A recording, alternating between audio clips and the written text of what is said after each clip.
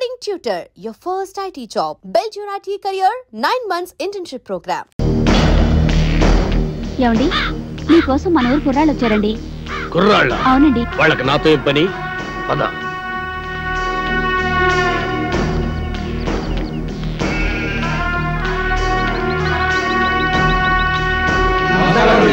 నమస్కారం.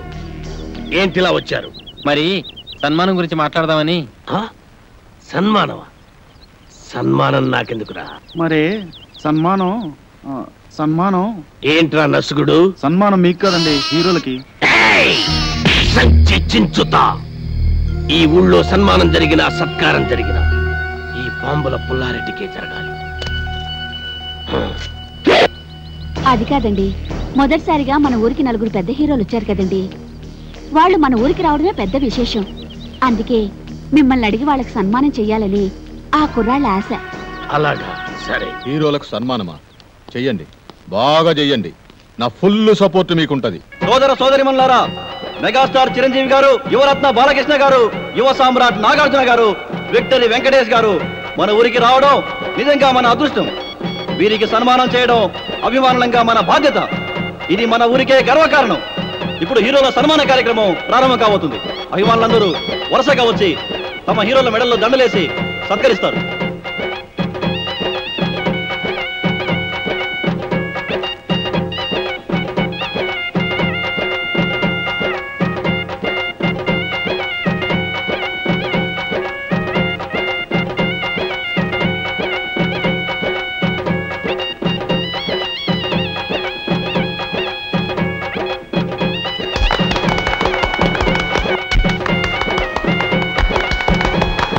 ఇప్పుడు వీరాభిమాని అదిరిపోయే హీరోలను సత్కరించబోతున్నాడు.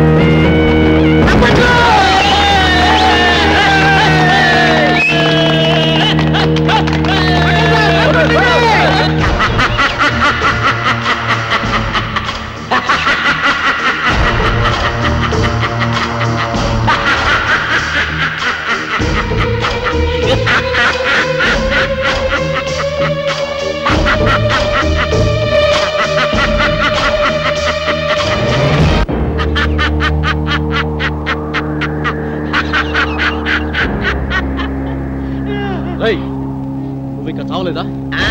చచ్చినా చావలేదు.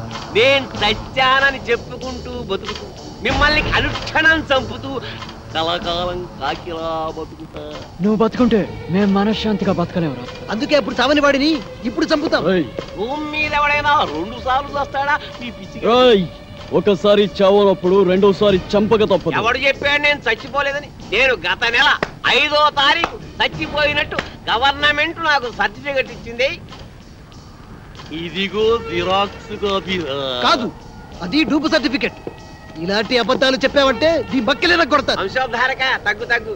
నువ్వు నిజంగా సమరసింహారెడ్డి లాగా లేచిపోతే మీరు టాప్ హీరోస్ కాదు, డూప్ హీరోస్ అన్న సంగతి ఊళ్ళో చెప్పాల్సి వస్తుంది. వస్తా.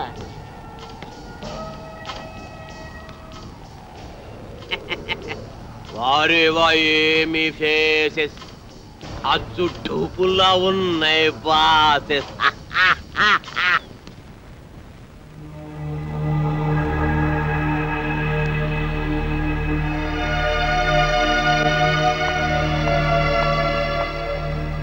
హలో, ఏంటి ఇక్కడ కూర్చున్నారు? ఏంటి అదోలా ఉన్నారు? అదోలా కాదు, దిగాలుగా ఉన్నాం, గుబులుగా కూడా ఉన్నాం. ఏ ఎందుకు? మమ్మల్ని ఇక్కడి నుంచి డిశ్చార్జ్ చేస్తున్నారు కదా, అందుకు. ఏ ఇంకా పేషెంట్స్ గానే ఉండాలని ఉందా? చూడాలని ఉంది. అదే ఇక్కడే మంచి మనుషులను వారి మమతల రాగాలను చూస్తుంటే ఇక్కడే ఉండాలనిపిస్తుంది. కానీ మీరు మమ్మల్ని ఇక్కడి నుంచి పంపించేస్తున్నారుగా. మిమ్మల్ని పంపిస్తున్నది మా ఊరి పెద్దల ఆతిథ్యానికి మాత్రమే, ఊరు నుండి కాదు. మీరిక్కడే ఉండాలన్నదే నా కోరిక కూడా. మీరు సాధించాల్సిన సత్కార్యాలు ఎన్నో ఉన్నాయి.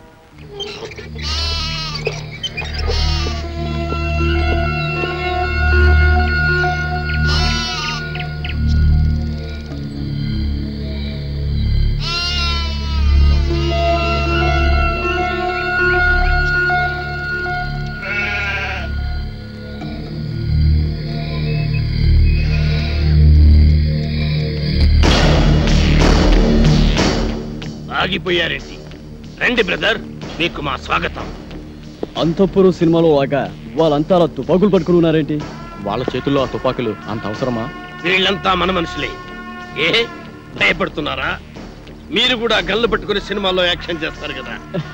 అరే మస్తాన్, అంతా రెడీయేనా? రెడీయేనండి అయ్యా. ఇవ్వు. ఇదిగోండి.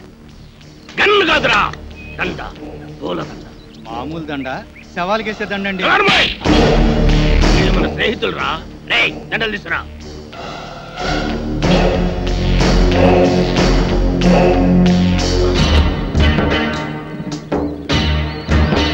రండి. థ్యాంక్స్ అండి. Thank you. అవును, మిగతా ఇద్దరు ఎక్కడ?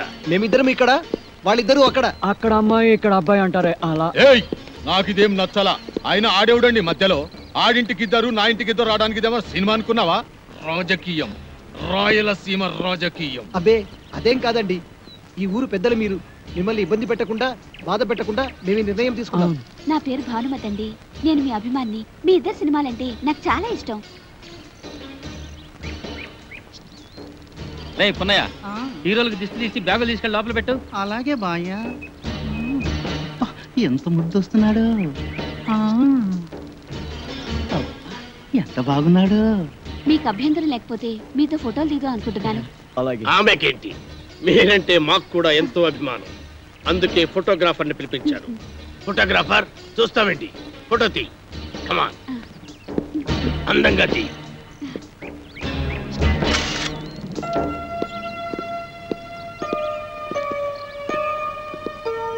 బామ్మ, బామ్మ.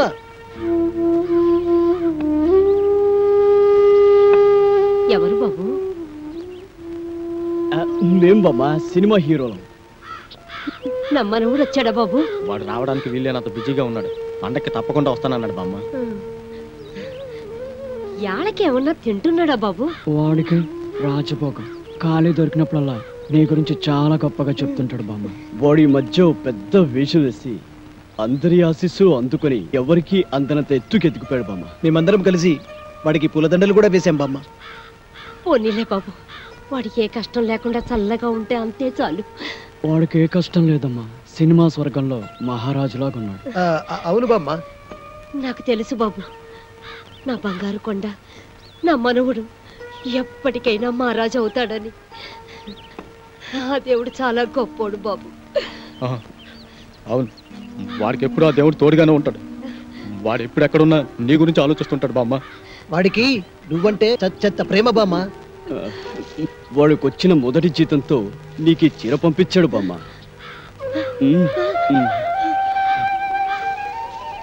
ఖర్చులకి డబ్బులు కూడా పంపించాడు. పండగ నాడు ఇక్కడికి వస్తా అన్నాడు బామ్మ.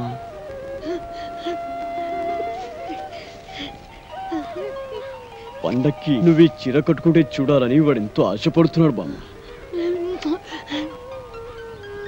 నా మనవుడు నాకు డబ్బు పంపించాడా? నా మనవుడు నాకు చీర పంపించాడా? చూసారా, వాడికి అన్ని పనులు ఉన్నా మర్చిపోకుండా నాకు చీర డబ్బు పంపించాడు. నాకు చీర పంపించాడు. వచ్చే రావాలమ్మా, నాయుడమ్మా, సమ్మక్క, సారక్క, నా మనవుడు రాడన్నాడు కదే, నా మనవుడు రాడన్నాడు కదే, ఇప్పుడు పండగకు వస్తున్నాడట. చూడండి, నాకు చీర డబ్బులు పంపించాడు. నా మనవుడు చీర డబ్బులు పంపించాడు. నా మనవుడు పంపించాడు. రండి రండి, నా మనవుడు నా కోసం చీర పంపించాడు. పట్టు చీర. చూసారా, డబ్బు కూడా పంపించాడు.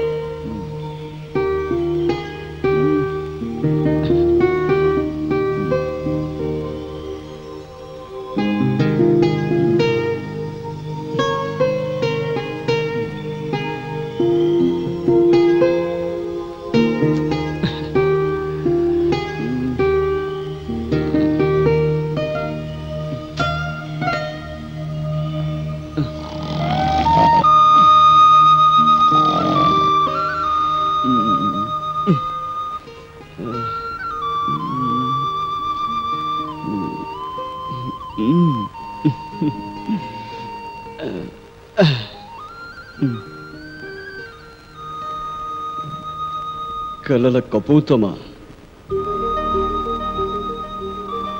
నిన్నటి ఎండలో తిరిగింది నువ్వైతే నా మనసుకు చెమడ పట్టింది ఎందుకు?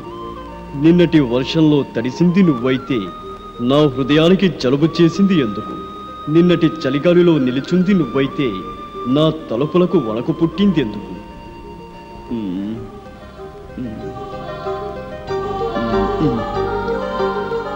నువ్వు నడిరాత్రి కలవా, నడిసంద్రపు అలవా, నడిసొచ్చిన శిలవ, ఎవరని నిన్ను పిలవను, ఎలా నా ప్రేమను తెలపను?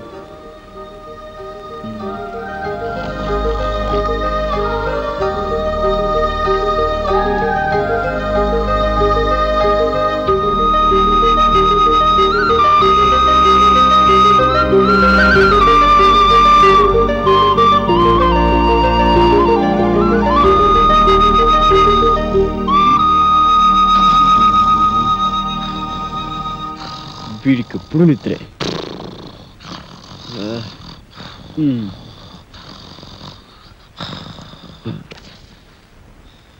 రేపు ఉదయం వెన్నెలను కలుస్తాను. నా గుండె గొడును విన్నవించుకుంటాను. ప్రేమలో విజయం సాధిస్తాను.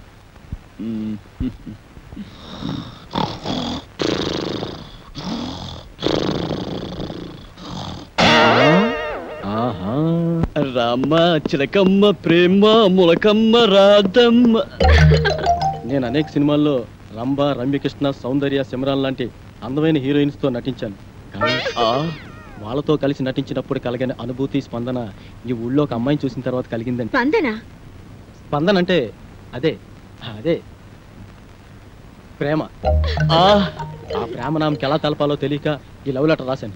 రాస్తే ఇచ్చేయండి. ఇది మీకు ఇచ్చి నాకా? మీకని కాదు, ఈ లెటర్ మీ చేత చదివించి మీ అభిప్రాయం ఏంటో తెలుసుకుందామని. సరే, అదేదో మీరే చదవండి. కలల కపోతమా, నిన్నటి ఎండలో తిరిగింది నువ్వైతే నా మనసుకు చెమట పట్టింది ఎందుకు? నిన్నటి వర్షంలో తడిసింది నువ్వైతే నా హృదయానికి జలుబు చేసింది ఎందుకు? నిన్ను నిన్నటి చలిగాలిలో నిలుచుంద నువ్వైతే నా తలపులకు వణుకు పుట్టింది ఎందుకు? అమ్మ నాటు రౌడీ, నేనే ఎక్కడో కాపీ కొట్టి రాసుకుంటే నా దగ్గర నువ్వు కాపీ కొడతావా? ఉండు, నీ పని చెబుతా. ఏ మేరీ పాపా, నన్నా? అయ్య బాబాయ్ బాబాయ్,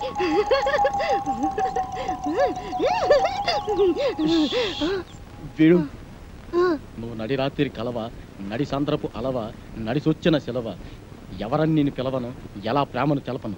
విన్నావా? లోపల నీకోసం విక్టరీ వెంకటేష్ వీకెండ్ బ్యాటరీలో ఎదురు చూస్తున్నాడు. నిన్ను తెగ ప్రేమించొస్తాడు అనుకో. నిన్నే, నీ మీద తనకుండే ప్రేమను ఎలా తెలియజేయాలో తెలియక ఓ బుల్లి లవ్ లెటర్ రాశాడు. అది నీ ముందు చదవడానికి భయపడి కాదు సిగ్గుపడి లోపల డాక్టర్ చదివి వినిపిస్తాడు. నువ్వు వెళ్ళు, నువ్వు వెళ్ళాలంతే, నువ్వు వెళ్ళు.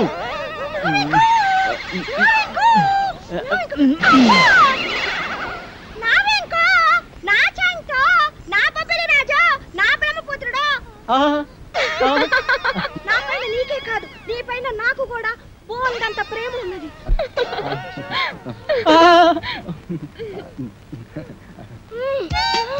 ఇలా వస్తుంది ఏంట్రా బాబు? ఏంటే ఆ చూపేంటే, ఆ షేకింగ్ ఏంటే?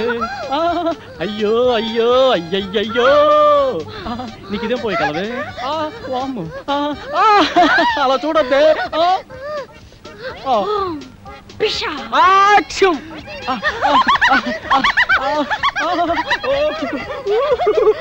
అది రవ్వ కింద పట్టు గులకరాలు లేరుకోవచ్చా? మంచి ముచ్చారు. సరే కానీ పక్కకు పోదా పాడు. నేను అలాంటి వాడిని కాదు. అయినా ఎవరైనా చూస్తే బాగోదే. ఇక్కడ ఎవరు లేరు కదా. వదలవే, వదలమంటుంటే సూర్యకాంతానికి చెల్లెల్లా, కల్పనారాయికి అక్కలా ఉన్నావు. నా శీలాన్ని దోచుకుని శ్రీమంతం చేసుకోక అత్తో. నిన్ను నిన్ను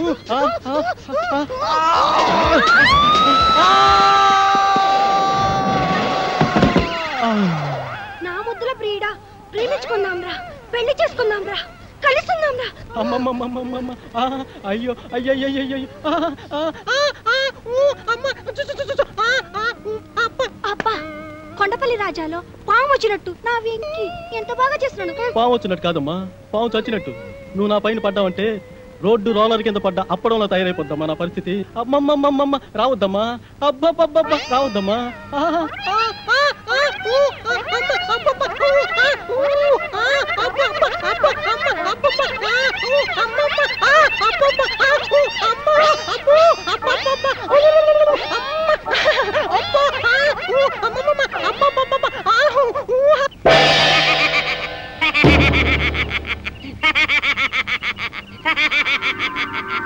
ఏంటి ఎన్నెలని ప్రేమిస్తున్నారా?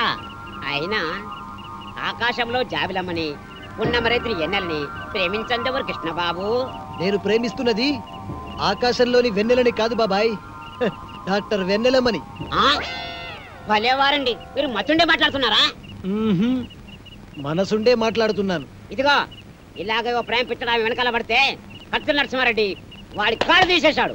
కాలే కాదు, నా శరీరాన్ని ముక్కలు ముక్కలుగా నరికినా ప్రతి ముక్కలోనూ ఆమె ప్రతిరూపమే కనబడుతుంది.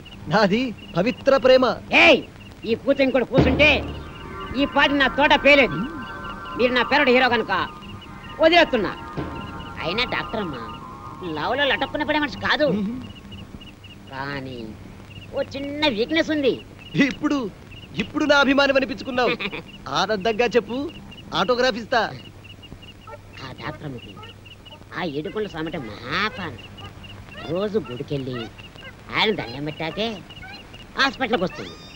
నువ్వు టెంకాయ తీసుకొని ప్రత్యక్షమవు. ఆ ఎన్నెలమ్మ తుంబ బంకలా నీకు అతుక్కపోతుంది.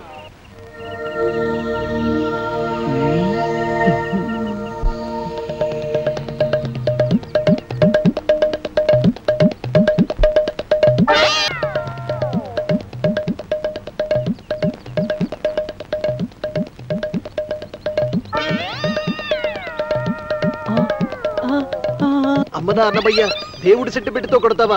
గుడ్డు నీ పని చెప్తా. రేయ్, అన్నమయ్య గెటప్పులో అమ్మాయికి లైనేస్తావా? ఆగరా కిల్లర్, ఆగు.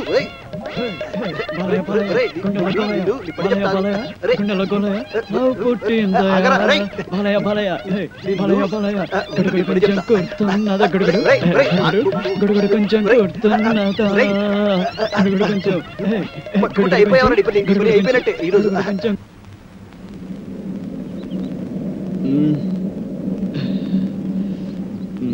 ఒరే బాబులు, మన నలుగురు 4 దిక్కులు లాంటి వాళ్ళం. ఆ వెన్నెల చందమామ లాంటిది. నేను పడమర దిక్కు కాబట్టి ఆ వెన్నెల నాకే చెందుతుంది. పడమట దిక్కు ఉదయించిన చివరకు తూర్పుకు చేరాల్సిందే కాబట్టి వెన్నెల నాకే చెందాలి. ఒరేయ్, మీరు తూర్పు పడమర లాంటి వారు, నేను ఉత్తరాన హిమాలయ పర్వతం లాంటి వాడిని కాబట్టి వెన్నెల చల్లదనం నాకే సొంతం. ఒరే మీ ముగ్గురు కలిసి దక్షిణాన్ని దాచేస్తున్నారు. సముద్రం అంత విశాల హృదయం ఉన్నవాడిని, అందగాడిని. వెన్నెల నాకు చెందటమే న్యాయం. చందమామ కోసం 4 దిక్కులు పోటీ పడితే ఉప్పెనలు ఉపద్రవాలు వస్తారా? కాబట్టి ఓ పని చేద్దాం, ఓటింగ్ సిస్టమ్ పెడదాం. ఆ అమ్మాయి ఎవరితో డిసైడ్ చేసుకో. ఓటింగ్ సిస్టంలో ఎవరి ఓటు వాళ్లే వేసుకుంటే కథ మళ్ళీ మొదటికే వస్తుంది. అంతెందుకు, నువ్వు మజ్ను సినిమాలో రజనీని త్యాగం చేసినట్టు నువ్వు నా కోసం వెన్నెల త్యాగం చేయరా? నువ్వు నాకు మంచి మిత్రులా మిగిలిపోతావు. నువ్వు ప్రేమ సినిమాలో రేవతిని త్యాగం చేసినట్టుగా వెన్నెలు త్యాగం చేయొచ్చు. ఒరేయ్, నువ్వు ఆరాధన చిత్రంలో సుహాసిని వదిలిపెట్టినట్టు ఈ వెన్నెలని నాకు వదిలిపెట్టావంటే నేను చాలా హ్యాపీ ఫీల్ అవుతారా? మూపగోపాలుడు, ముద్దుల కృష్ణలోలా ఇద్దరుంటే గానీ నీకు నిద్ర పట్టదుగా. ఈ సింగిల్ వెన్నెల్ని నాకు వదిలే బాలయ్య. ఒరే మనం ఉండేది నలుగురం. నాది అంటూ ఒక అమ్మాయి గురించి పోటీ పడే కంటే నిర్ణయాన్ని ఆ అమ్మాయికే వదిలేద్దాం. ఆ అమ్మాయి ఎవరిని ప్రేమిస్తుందో వాడే అదృష్టవంతుడు.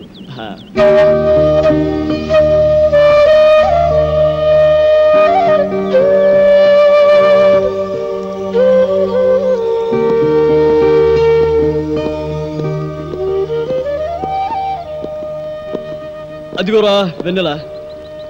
వెన్నెల గారు ఇక్కడున్నారా? మీకోసం భూగోళం అంతా వెతుకుతున్నాం. ఎందుకు? మీకు మాకు ఆనందాన్ని కలిగించే హ్యాపీ న్యూస్ చెప్దామని వచ్చాం. సారీ అండి, హ్యాపీనెస్ ఎంజాయ్ చేసే మూడు నాకు ఇప్పుడు లేదు. అంత కష్టం ఏమొచ్చిందో మీకు? నాకు కాదు, ఈ పల్లె తల్లికొచ్చింది. పల్లె తల్లికా? అవును, రేపే ఈ ఊళ్ళో జాతర. ఈ ఊరి ఆచారం ప్రకారం ఏడాదికోసారి ఇక్కడ జాతర జరుపుతారు. ఈ జాతర జరపకపోతే ఏదో కీడు జరుగుతుందని ఇక్కడ ప్రజల నమ్మకం. కీడు గురించి ఎంత నిజమో కానీ ఇక్కడ కీచక నాయకులకు వారి అధికార దాహానికి ఈ జాతర ఓ క్రీడాక్షేత్రం అయిపోయింది. జాతర వస్తుందంటే చాలు పల్లె తల్లి భయంతో వణికిపోతుంది. ఎంత రక్తపాతం జరుగుతుందో, ఎన్ని తలలు నేల కొరుగుతాయో, ఎందరు తల్లుల నల్ల పూసలు నేల రాలుతాయో. ఊరందరి గురించి మీరొక్కరే బాధపడ్డం దేనికండి? ఈ గ్రామాన్ని శాసిస్తున్న ఫ్యాక్షనిజం ఇనుప పాదాల కింద నలిగి నష్టపోయిందాన్ని కనుక. అంటే ఒక జెండా పండుగ నాడు జాతీయ పతాకాన్ని ఎవరు ఎగురవేయాలనే విషయంలో మొదలైన మూర్ఖవదన ముష్టి యుద్ధంగా మారి బాంబుల పుల్లారెడ్డి, కత్తుల నరసింహారెడ్డిల మధ్య జరిగిన బాంబుల దాడిలో ఎంతో మంది అమాయకులు బలైపోయారు. వాళ్లలో నా కన్న తల్లిదండ్రులు, నా తోపుట్టువులు కూడా కాలిపూడితైపోయారు. మీ బాధ నాకు అర్థమైంది. టోటల్గా మీ స్టోరీ సినిమా టైప్లో నా బొరకెక్కింది. బాంబులు పుల్లారెడ్డి, కత్తుల నరసింహారెడ్డి మీ స్టోరీలో విలన్స్. వారిద్దరి కారణంగా మీరు దెబ్బతిన్నారు. వారిద్దరి మీద పగ తీర్చుకోవడమే ఇక క్లైమాక్స్ అన్నమాట. కాదు, నా కోపం వ్యక్తులపైన కాదు, వ్యవస్థ పైన. నేను కోరుకునేది ఫ్యాక్షనిస్ట్ లీడర్ల అంతం కాదు, మొత్తం ఫ్యాక్షనిజం అంతం. ఆ మార్పు కోసమే నా నిరీక్షణ. ఆ మార్పును తీసుకొచ్చే నవయుగ వైతాళికల కోసమే నా అన్వేషణ. ఆ నవయుగ వైతాళికులు మేము